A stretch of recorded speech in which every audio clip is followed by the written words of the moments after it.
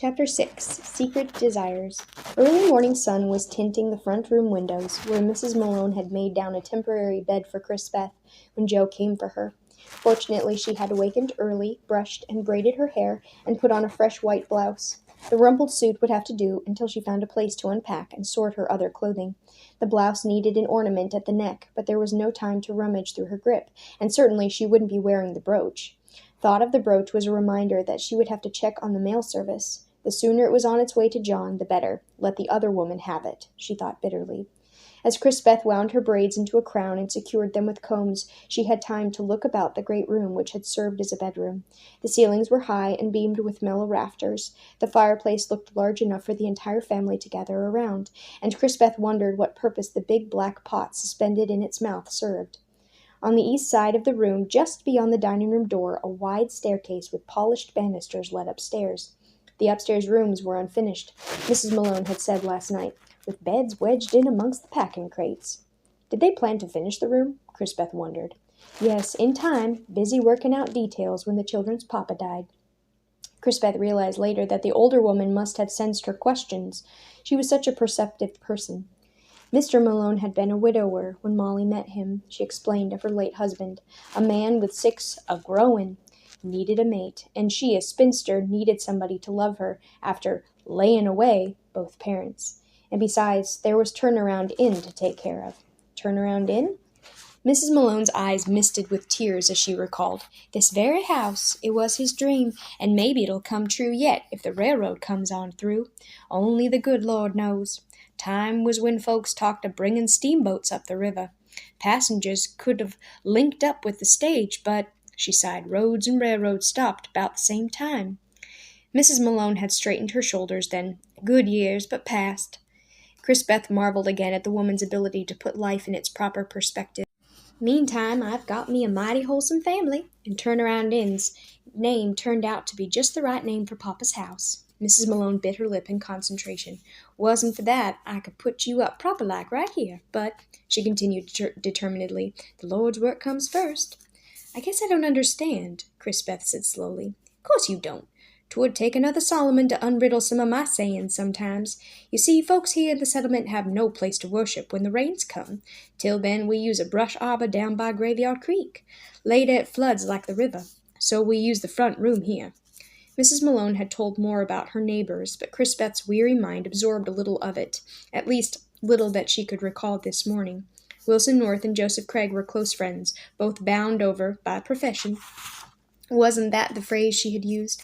Both had suffered deeply with pox epidemic, and O'Higgin was like kinfolks to the Malones.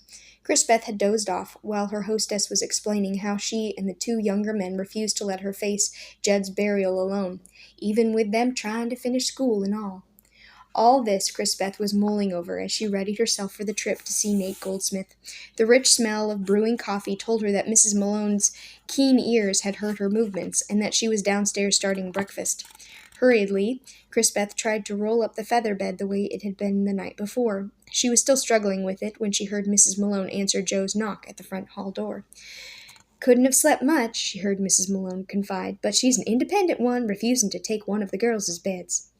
Here, let me help. Joe appeared at the front room door. He looked different, wearing a white shirt and tie, and again Beth was aware of his enormous height. She noticed, too, the strength of his hands, as with an effortless flip he dispensed with the feather-bed. Yet he didn't make her feel helpless. After the biggest breakfast of her life, who could resist feather-light sourdough pancakes, all crispy brown around the edges, surrounded by homemade sausages? And a final cup of coffee. The 2 of them climbed into the buggy. At Joe's "Go, Dobbin, girl," the gray mare trotted toward the wooded area that Beth had seen the 2 men enter the evening before. Suddenly, it was as if they were beneath a multicolored umbrella. Autumn had come early to the area, surprising Beth with its brilliance. Every tree seemed to lean toward the buggy, linking limbs as if to form a gold-crimson canopy above the passengers. The beauty of it all made Beth's heart ache. She remembered the rides that she and John had taken together on Sunday afternoons, with the horse cantering along the avenue, while, heads together, they had talked of their lives together. Well, she wasn't going to think of him, not about him, or the uncertainties that lay ahead. Today was enough. On impulse, she touched Joe's sleeve. Oh, can't we stop a minute? Can't we? I just want to walk in the leaves. Whoa, Dobbin. The gray mare stopped on the trail. "I can understand," and Joe smiled.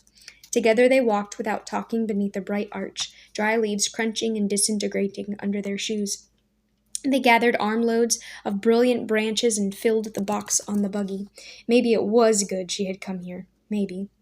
"Oh, we must go," Crispeth interrupted her own thinking with a genuine regret. Joe nodded. "I'm glad we stopped, though." He paused, and she knew he wanted to say more. "Oh, now don't spoil it," her heart begged. She needn't have worried.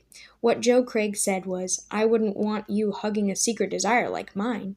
Take a look at the staircase back at Mrs. Malone's. It's lovely.